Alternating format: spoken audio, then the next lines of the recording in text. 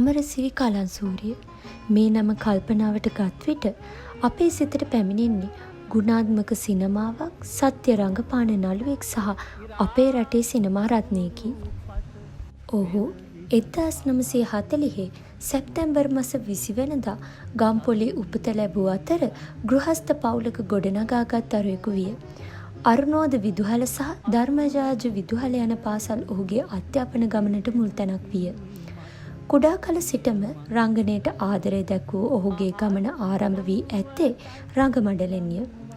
නාට්‍ය රංගනයේ පළපුරුදු වූ ඔහු ඉන්පසු සිනමාවට පිවිසියේ සම්පූර්ණයෙන්ම වෙනස් ආකාරයකිනි. ඔහුගේ රංගනය සරල පෙනුමකින් නුවත් ගැඹුරු සත්‍ය අවබෝධය සහ ජීවිතානුභෝධය රූපවාහිනී ඉදිරියට ගෙන ආවා.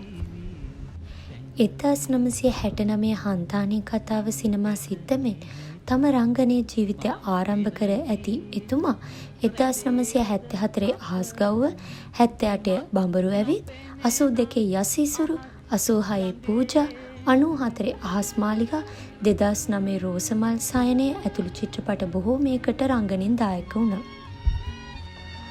කලන්සූරිය මහතා සිනමාවට පමණක් නොව ටෙලි නාට්‍යයට සුවිශේෂී දායකත්වයක් ලබා දුන්නා. 1970 දශකයේ නිර්මාණය වුණු දිමුතු මුතු නමින් හැඳින්වුණු ශ්‍රී ලංකාවේ ප්‍රථම ටෙලි නාට්‍යයේ ජයසේනගේ චරිතය රඟපෑවා. ඒ හේතුවෙන් ඔහු මෙරට පළමු ටෙලි නාට්‍ය නළුවා ලෙසත් ඉතිහාසය තුළ සටහන් වුණා. මෙතුමා විසින් 1974 දී හොඳම නළුවාට හිමි සම්මානය හා 1986 දී හොඳම සහාය නළුවාට හිමි ජනාධිපති සම්මානයද ලබා ගත්තා.